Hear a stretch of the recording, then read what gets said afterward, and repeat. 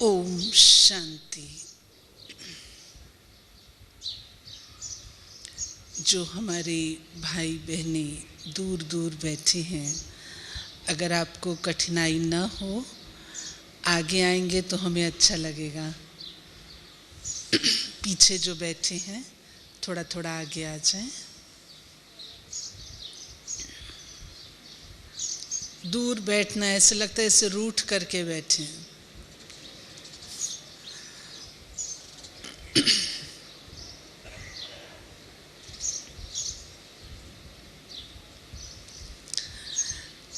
अच्छा, कल हम सब ने बाप दादा के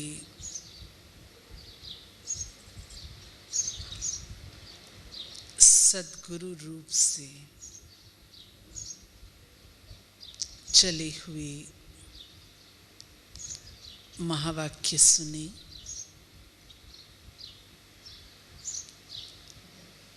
बाबा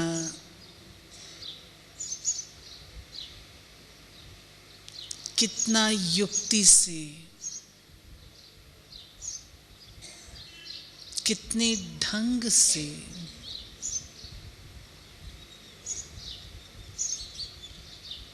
कितनी मिठास से बहुत लॉफुल बात सहज स्वभाव से हमारे सामने रख गए।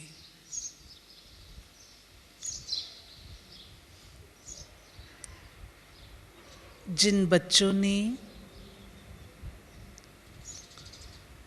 श्रीमत का पालन किया, उन्हें 25 नंबर एक्स्ट्रा।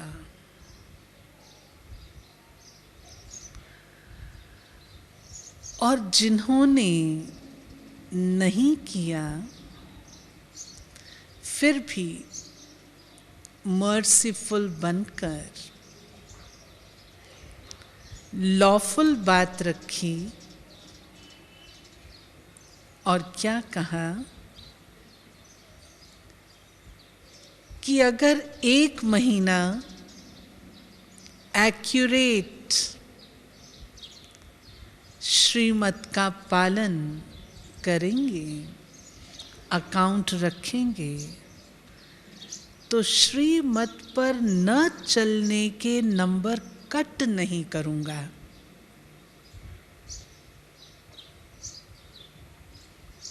बहुत जबरदस्त बात है, लेकिन बाबा ने बहुत प्रेम से, कितने निर्माण भाव से हम सबके सम्मुख रखी है। मैं समझती हूँ हम सबका विचार अवश्य चला होगा,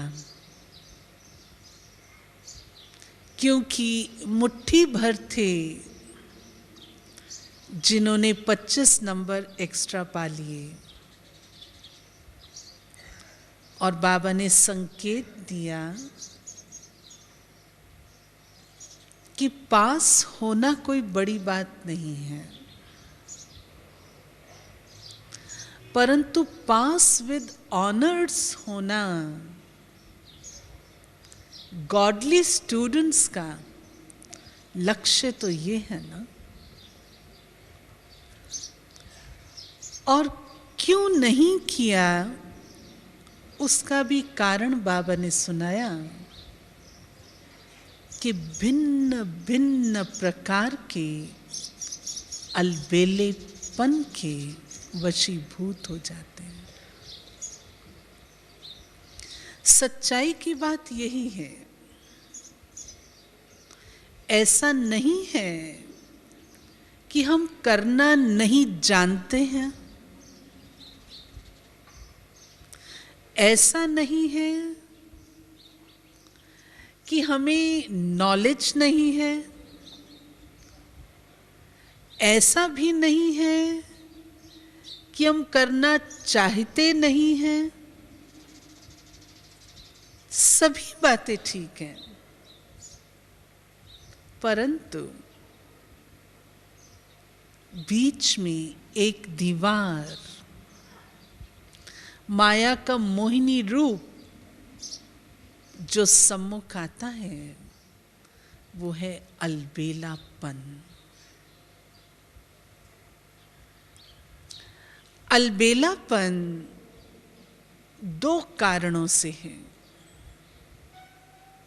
मैं समझती हूं हर एक अनुभवी तो जरूर होगा, अलबेलेपन के अनुभवी है ना? ऐसा कोई है जो कहे मैं अनुभवी नहीं हूं? सब अनुभवी है। दो कारणों से होता है, या और वो नंबर 1 है, क्लियर कट लक्ष्य नहीं है। जिसको लक्ष्य होता है वो अलबेला हो नहीं सकता। एक साधारण सामान्य रूप से हम सब कह देंगे हाँ हमने लक्ष्मी नारायण बनना है, कहते हैं। लेकिन लक्ष्मी नारायण में भी क्या बनना है? क्या सच में हम सारा दिन अपने आप को अगर चेक करें, क्या हमें याद रहता है कि मैंने लक्ष्मी नारायण बनना है?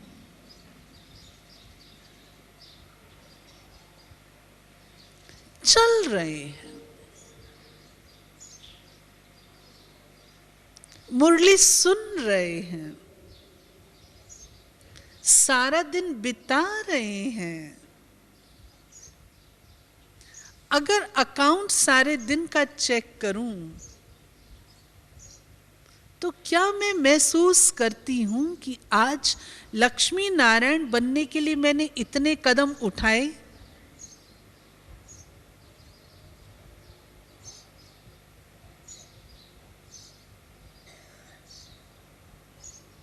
अगर लक्ष्य होता है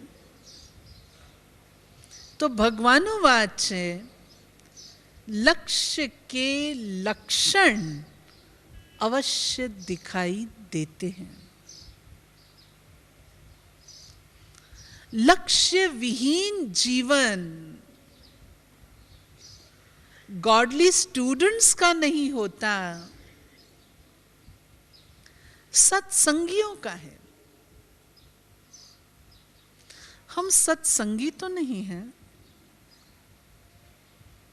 जो केवल मात्र सत्संग सुना और चले गए। हम ईश्वरीय विश्वविद्यालय के विद्यार्थी हैं, और विद्यालय माना जहां लक्ष्य है। लक्ष्य विहीन जीवन सामान्य लोगों का होता है। दिव्य नेत्र जिन्हें प्राप्त, उनका जीवन लक्ष्य विहीन नहीं होता। तब कल बाप दादा ने याद कराया कि क्या तुम अपने कल को, जो आने वाला कल है, उसमें आप क्या होंगे, अपने उस स्वरूप को इमर्ज कर सकते हो, और वो भी सेकंड में।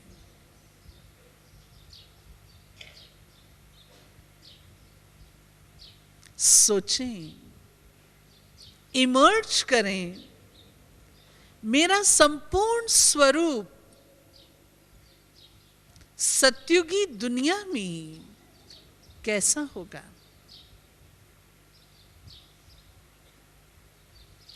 और जितना जितना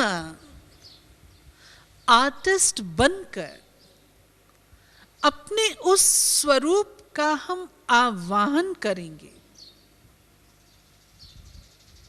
उस स्वरूप का, संपूर्ण अवस्था का, अपने दैवी स्वरूप का जितना हम आवाहन करेंगे,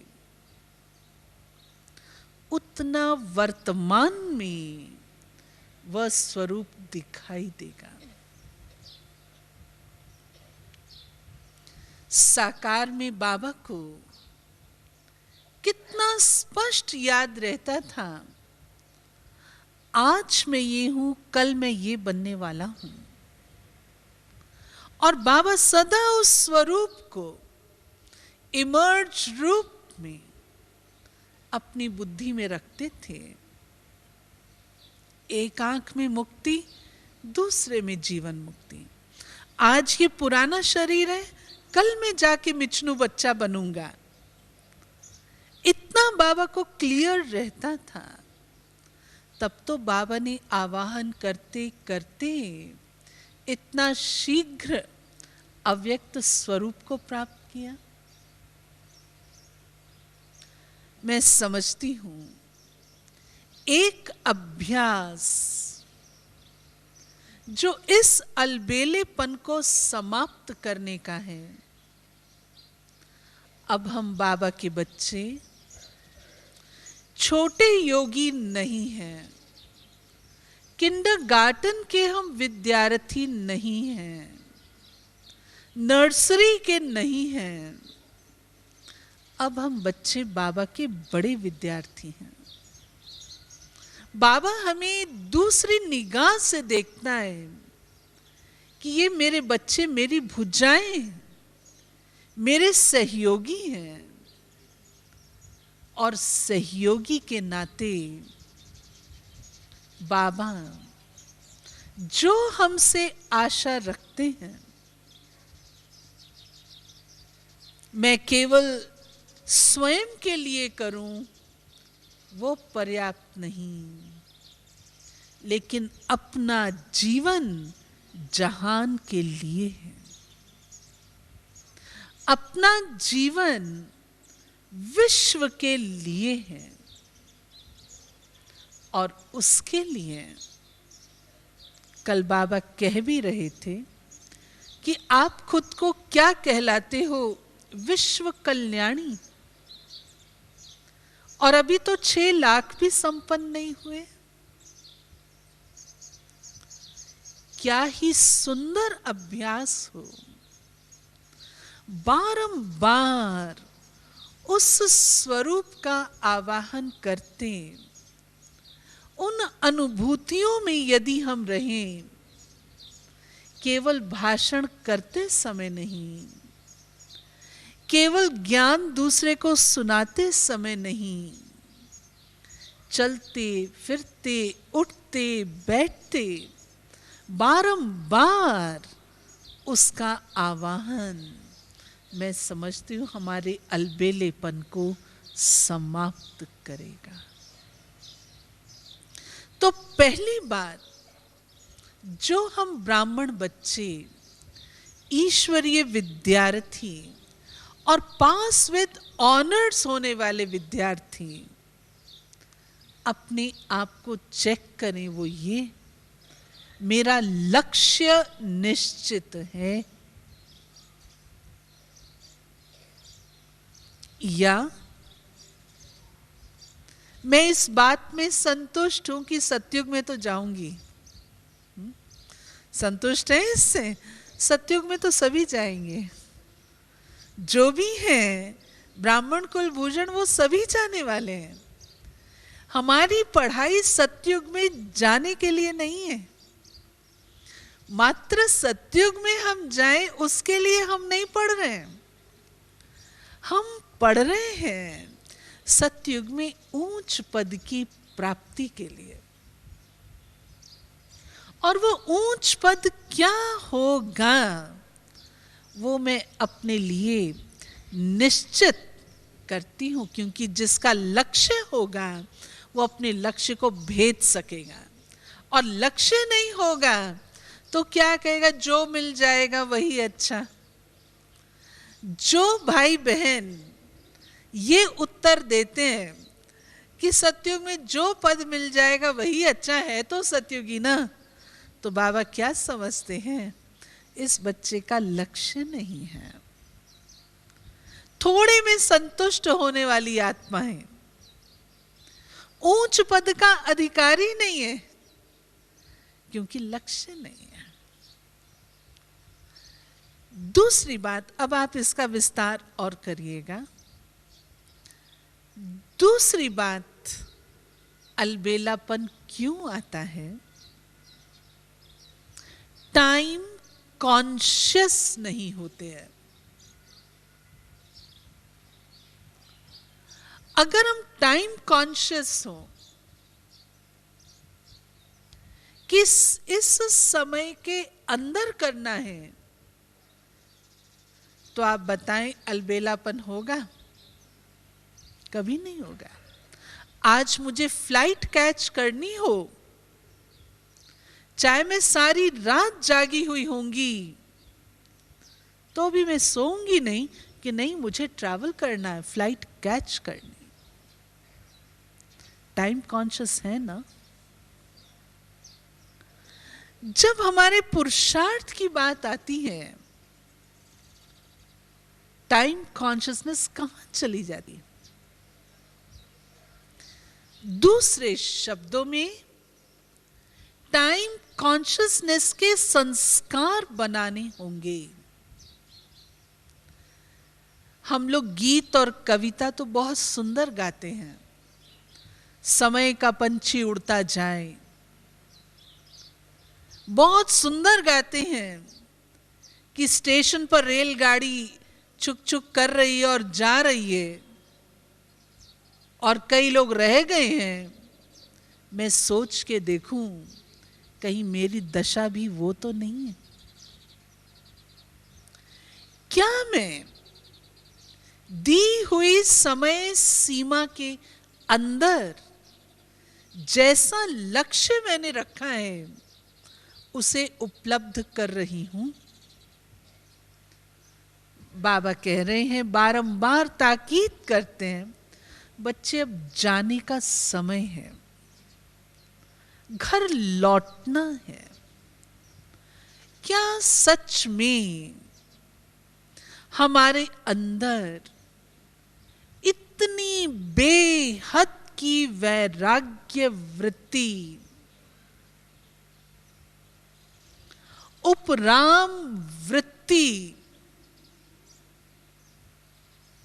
दैनिक चर्या में अनासक्त वृत्ति, कर्मों में दिखाई दे रही है? क्या मेरे स्वभाव संस्कार, चाल चलन, दिनचर्या से ये प्रदर्शित हो रहा है कि अब सच में वापस मैं जा रही हूं? बाबा के लिए हम लोग वर्णन करते हैं कि लास्ट के दिनों में कई वर्ष हमें अपना बचपन याद आता है। बचपन में हम लोग बाबा के आगे गीत कविताएं डायलॉग करते थे। ज्यों ज्यों बड़े होते गए, बाबा का भी रुख गीत कविता इत्यादि से कम होता चला गया। जितना जितना आत्मा मैच्योर होती जाएगी, जितना जितना आत्मा अपने लक्ष्य के समीप जाती जाएगी, उसका इंटरेस्ट, जो एक्स्ट्रा बातें हैं, बेशक ज्ञान की हैं,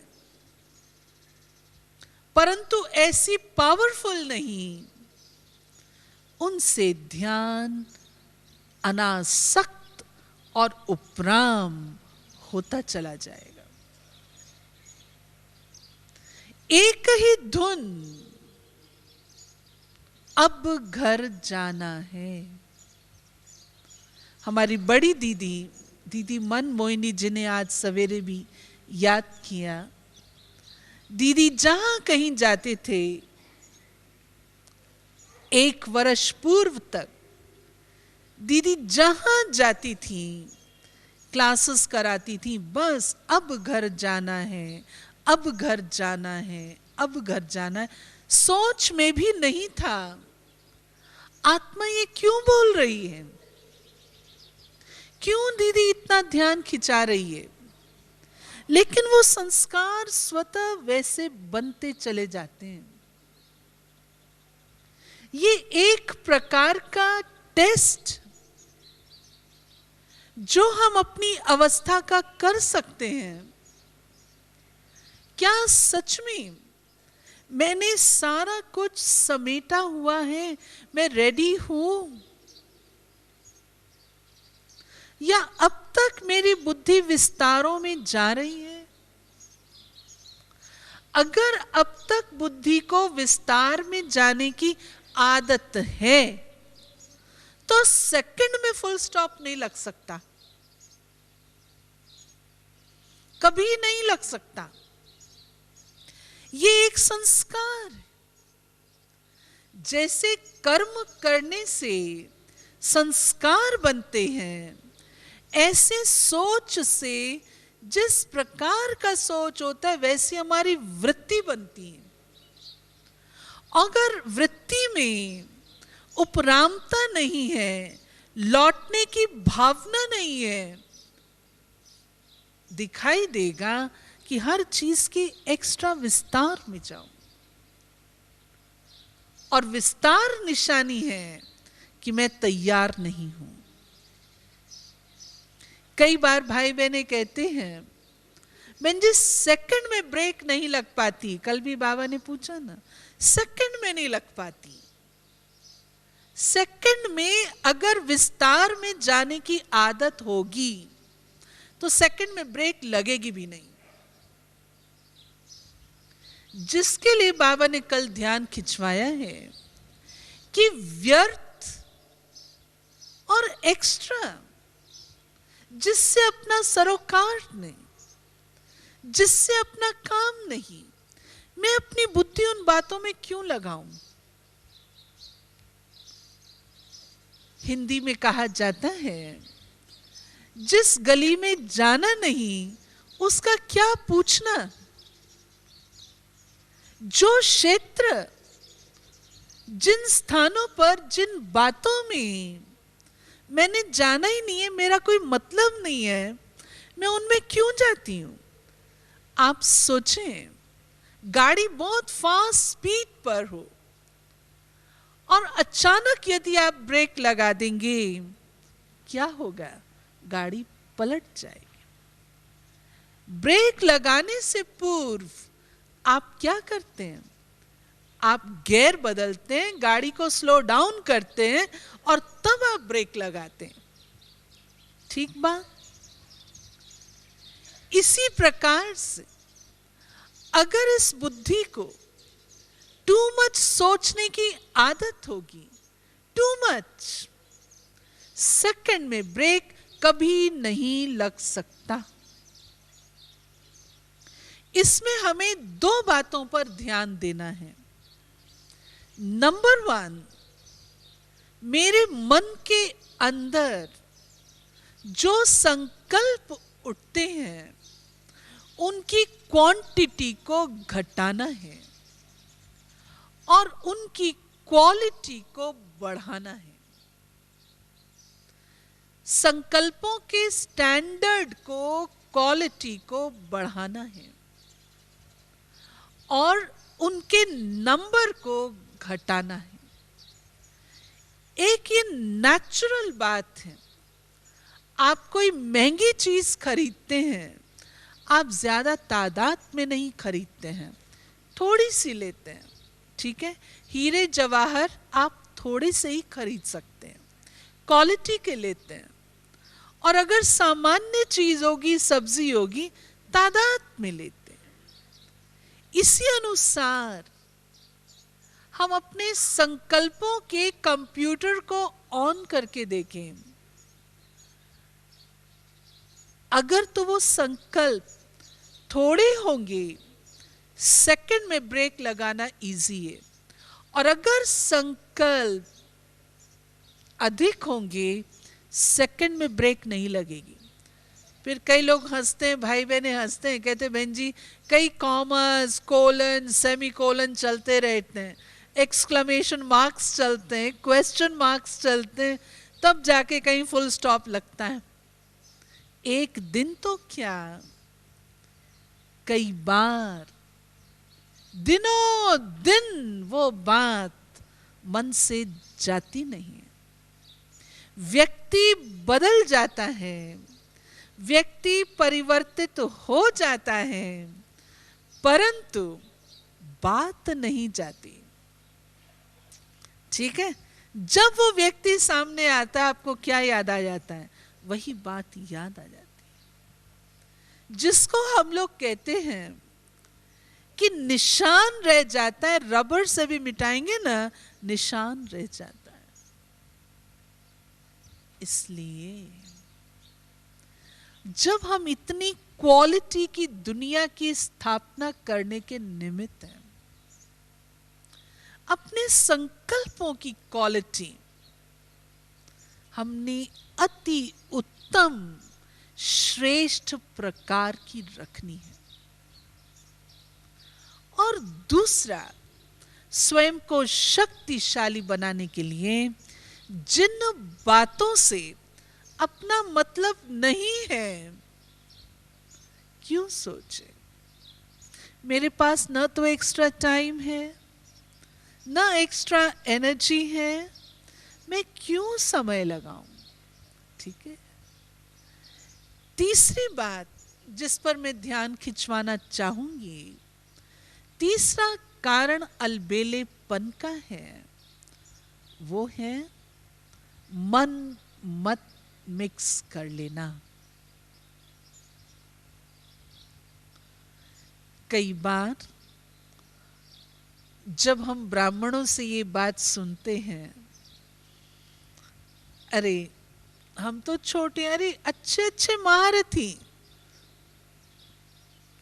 कौन बना है,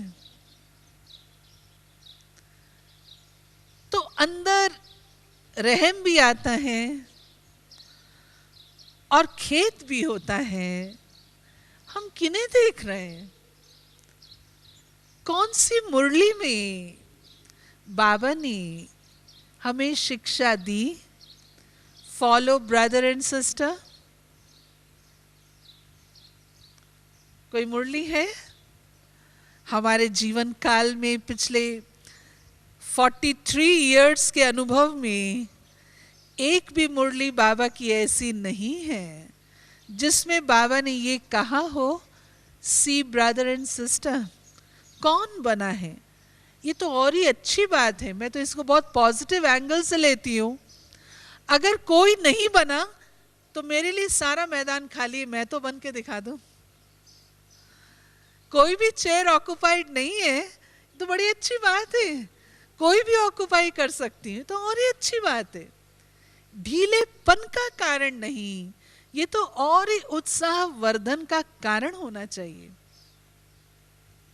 और ही प्रोत्साहित होता है मन, दूसरों को प्रोत्साहन मिलता है। भाई अभी फिक्स नहीं हुए हैं सीट्स, कोई भी हम ले सकते, लेकिन मन मत मिक्स कर लेने के कारण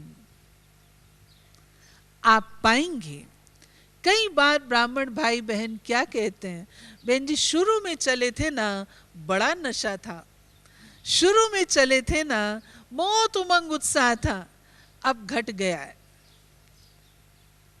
मेजॉरिटी कहते हैं। अब कोई व्यक्ति अगर वकालत प्रैक्टिस करता है, जितने साल उसके गुजरते जाते हैं वो उसके लिए एडिशनल पॉइंट हो जाती है। एक्स्ट्रा एक्सपीरियंस होने से उसके स्टेटस में अंतर आ जाता है।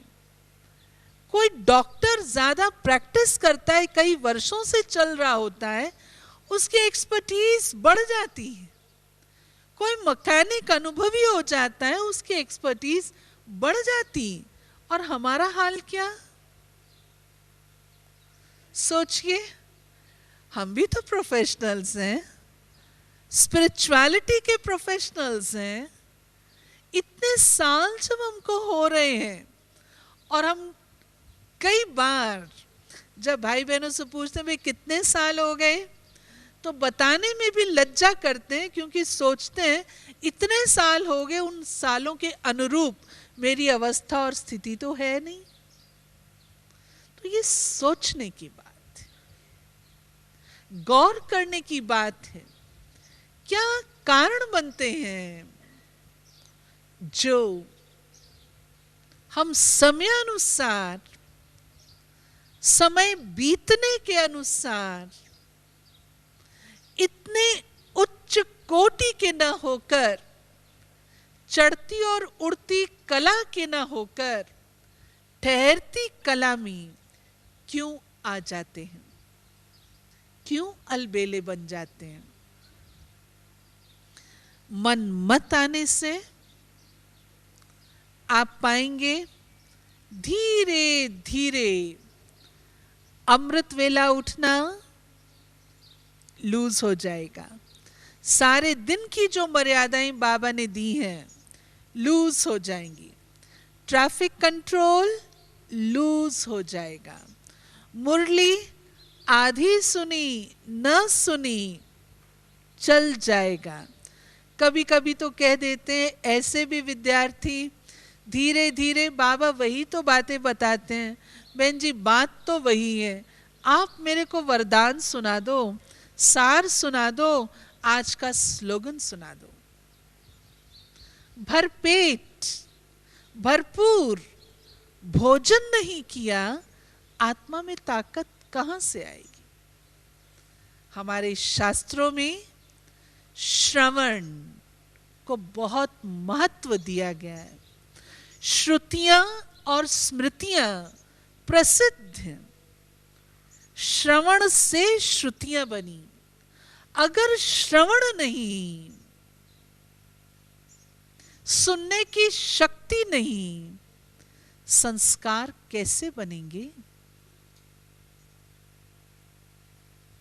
सुनना संस्कार बनाता है। और हम लोग सोच लेते हैं अरे वही तो बातें हैं, वही तो बात बता रहे हैं जो कल बाबा ने सुनाई है, और लूज कर लेते हैं अपने आप को। ये अलबेलापन है। इस अलबेलेपन के कारण लक्ष्य में ढीलापन, और जिसको कल बाबा ने कहा अलबेलेपन के साथ साथ आलस्य।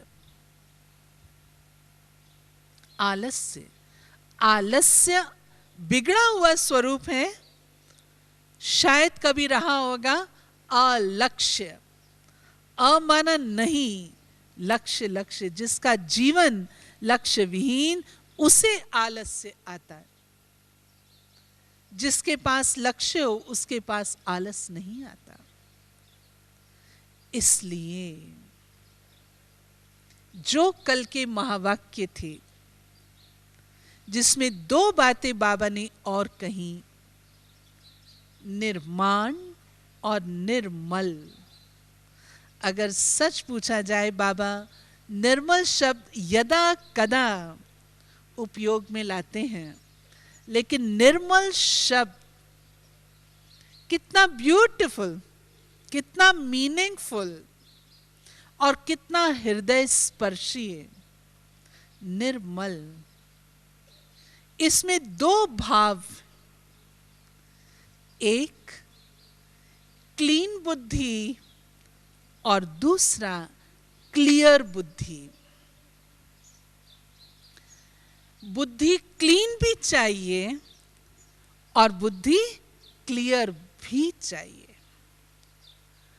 अगर बुद्धि हमारी क्लीन नहीं, तो क्लीन बुद्धि नहीं तो क्लियर तो हो ही नहीं सकती। कई बार क्लीन बुद्धि तो है, परंतु कंफ्यूजन होने के कारण क्लियर नहीं होती। और ये दो चीजें हमारे जैसा वक्त सामने आ रहा है और आने वाला है। हम सब ने सुना अहमदाबाद में कर्फ्यू, कल को ये आग कहां भड़क जाए कोई भरोसा नहीं। अगर उस वक्त हमारी क्लीन और क्लियर बुद्धि नहीं होगी, निर्मल मन नहीं होगा, तो आप सोचो क्या बाबा की बातों को कैच कर पाएंगे? नहीं कर पाएंगे। विचार करिएगा, क्लीन बुद्धि क्या और क्लियर बुद्धि क्या। क्लीन बुद्धि बिल्कुल निर्विकारी बुद्धि है, पवित्र बुद्धि है, जिसके अंदर किसी भी प्रकार का दोष नहीं, अंश और वंश किसी भी कमजोरी के नहीं। वो है क्लीन बुद्धि, बिल्कुल स्वच्छ। और क्लियर बुद्धि है पारदर्शी, बिल्कुल पारदर्शी, जिसका कनेक्शन केवल एक बाबा और कोई के साथ नहीं। क्लीन बुद्धि व्यवहारिक शुद्धता लाती है। जितना व्यवहार शुद्ध और व्यवहार में प्रवीणता, दिव्यता जो हमारी आती है, वो क्लीन बुद्धि से आती है। और क्लियर बुद्धि बाबा से सामीप्यता लाती है, समीपता लाती है। जितने क्लियर, उतना बाबा की बातों को हम कैच करके प्रैक्टिकल स्वरूप दे सकेंगे। इसके लिए चाहिए अव्यभिचारी याद, अव्यभिचारी संबंध, जिसको बारंबार हम लोग कहा करते हैं, एक बाबा दूसरा न कोई।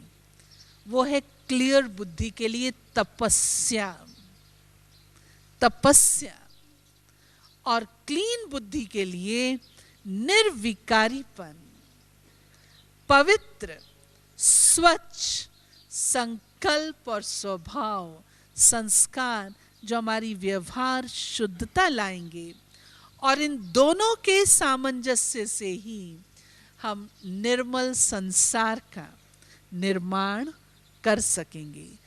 बाकी रमेश भाई आ चुके हैं, मुझे संकेत नहीं मिला तो मैंने इस समय की सीमा को थोड़ा सा उलांघ लिया है।